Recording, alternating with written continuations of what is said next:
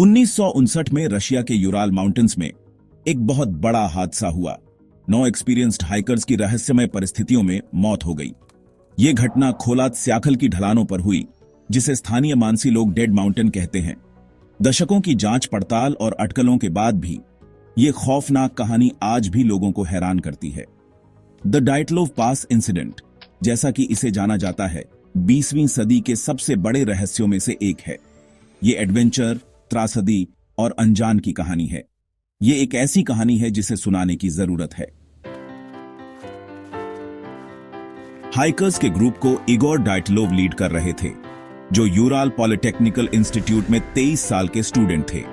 सभी मेंबर्स अच्छे स्कीयर्स और एक्सपीरियंस्ड आउटडोर पर्सन थे। वो यूराल माउंटेन्स के जरिए एक मुश्किल स्की ट्रैक पर निकले थे। उनका लक्ष्य ऑटोटन पहुंचना था, एक ऐसा पहाड़ जो स्थानीय कहानियों में डूबा हुआ है। वो ग्रुप जोश से भरा हुआ अपने एडवेंचर पर निकल पड़ा। उन्हें नहीं पता था कि आगे क्या खतरा इंतजार कर रहा है।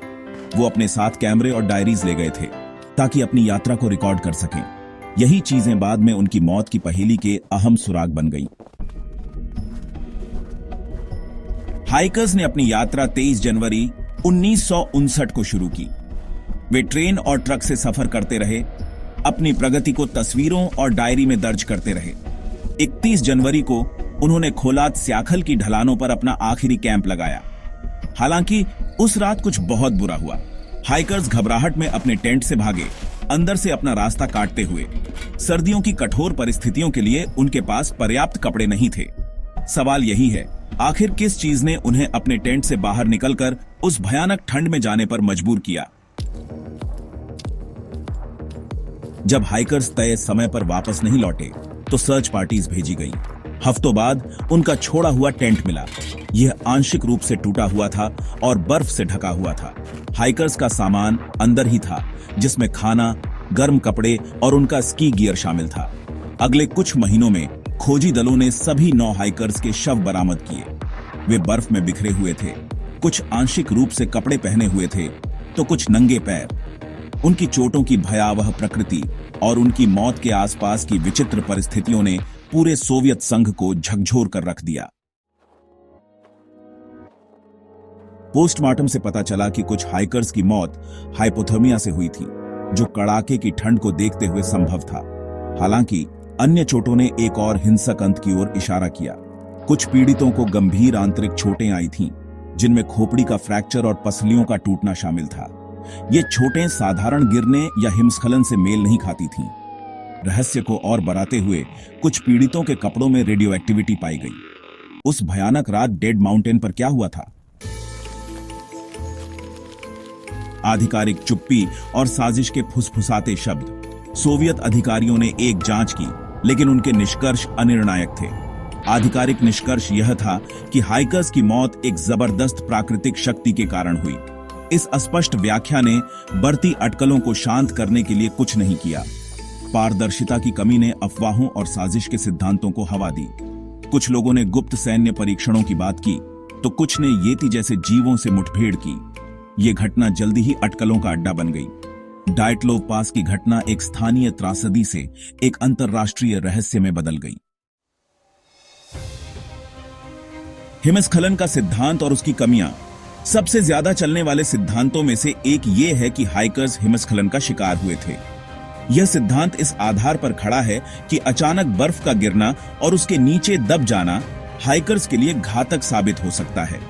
टेंट का स्थान और कुछ चोटें इस व्याख्या का समर्थन करती प्रतीत होती हैं। टेंट के चारों ओर बर्फ की स्थिति और कुछ हाइकर्स के शरीर पर पाई गई चोटें इस बात की ओर इशारा करती हैं कि वे बर्फ के दबाव में आए होंगे। हालांकि अनुभवी पर्वतारोहियों ने इस सिद्धांत पर संदेह जताया है। उनका मानना है कि हिमस्खलन के दौरान होने वाली चोटें और घटनाएं इससे मेल नहीं खाती। जिस ढलान पर टेंट लगाया गया था उसे हिमस्खलन वाला नहीं माना जाता था। यह ढलान बहुत ही कोमल था और यहाँ पर हिमस्खलन की संभावना बहुत कम थी। इसके अलावा उस समय उस क्षेत्र में भारी बर्फबारी का कोई सबूत नहीं था। मौसम की रिपोर्ट और स्थानीय गवाहों के अनुसार उस समय बर्फबारी नहीं हो रही थी, जो हिमस्खलन के लिए आवश्यक होती है। हाइकर्स की चोटें, खासकर आंतरिक चोटें, विशिष्ट हिमस्खलन पीड़ितों से मेल नहीं खाती थीं। हिमस्खलन के दौरान आमतौर पर बाहरी चोटें होती हैं, लेकिन यहां पर आंतरिक चोटें अधिक पाई गईं। हालांकि पहली नजर में हिमस्खलन का सिद्धांत सही लग रहा था, लेकिन ये सभी सबूतों को स्पष्ट नहीं कर पाया। इस सिद्धांत में कई खामियां थीं जो इसे पूरी तरह से सही साबित नहीं कर पाईं। इसलिए यह जरूरी है कि हम अन्य संभावनाओं पर भी विचार करें और सभी सबूतों का गहराई से विश्लेषण करें। पैराशूट माइन टेस्ट एक संभावित व्याख्या। एक और सिद्धांत बताता है कि हाइकर्स एक प्रतिबंधित सैन्य परीक्षण क्षेत्र में चले गए थे। यह क्षेत्र सोवियत संघ के गुप्त सैन्य परीक्षणों के लिए जाना जाता था और वहां प्रवेश करना सख्त मना था। हाइकर्स को शायद इस बात का अंदाजा नहीं था कि वे एक खतरनाक क्षेत्र में प्रवेश कर रहे हैं। कुछ लोग अनुमान लगाते हैं कि उन्होंने पैराशूट मिनियों का परीक्षण देखा होगा, जो उस समय सोवियत सेना द्वारा किया जा रहा था। पैराशूट मिनियों का उद्देश्य दुश्मन के क्षेत्र में विस्फोट करना था और इनका परीक्षण अक्सर दूर दराज के क्षेत्रों में किया जाता था। यह परीक्षण हाइकर्स के चोटों और रेडियोएक्टिव कपड़ों की व्याख्या कर सकता है। मिनियों के विस्फोट से उत्पन्न बल और विकिरण ने उनके कपड़ों को फाड़ दिया होगा और उन्हें गंभीर चोटें पहुंचाई होंगी। यह भी संभव है कि विस्फोट के कारण हाइकर्स को भागने का समय न मिला हो। उस समय सोवियत सैन्य गतिविधियों को लेकर गोपनीयता के कारण इस सिद्धांत को बल मिला।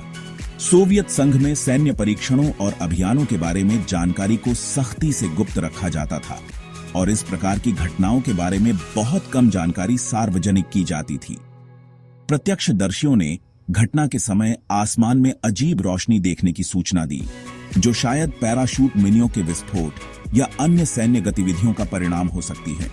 ये रोशनी हाइकर्स के लिए भ्रम का कारण बनी होंगी और उन्हें और अधिक खतरे में डाल दिया होगा, जिससे सैन्य भागीदारी के बारे में अटकलें और बिया आच गईं। स्थानीय लोगों और शोधकर्ताओं ने इस घटना को लेकर कई सवाल उठाए हैं, लेकिन सोवियत सरकार की गोपनीयता के कारण इन सवालों के जवाब मिलना मुश्किल है। हालांकि इस सिद्धांत का समर्थन करने वाले ठोस सबूत अभी भी नहीं मिले हैं। खोज और बचाव दल ने क्षेत्र की गहन जांच की, लेकिन उन्हें कोई निर्णायक प्रमाण नहीं मिला जो इस सिद्धांत की पुष्टि कर सके।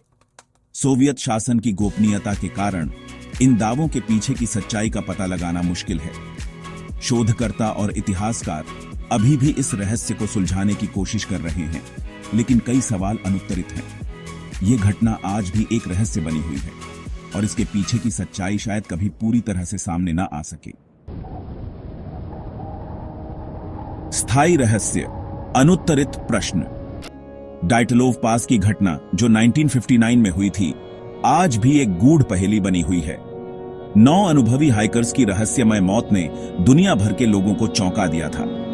दशकों की जांच पड़ताल और अनगिनत सिद्धांतों के बावजूद डाइटलोव पास की घटना अनसुलझी ही है। कई विशेषज्ञों ने अपने अपने सिद्धांत प्रस्तुत किए हैं, लेकिन कोई भी ठोस निष्कर्ष पर नहीं पहुंच सका है। विचित्र परिस्थितियां, निश्चित व्याख्या का अभाव और खौफनाक विवरण आज भी लोगों की कल्पना को पकड़े हुए हैं। हाइकर्स के टेंट को अंदर से फाड़ा गया था और उनके शरीर बर्फ में बिखरे हुए पाए गए थे।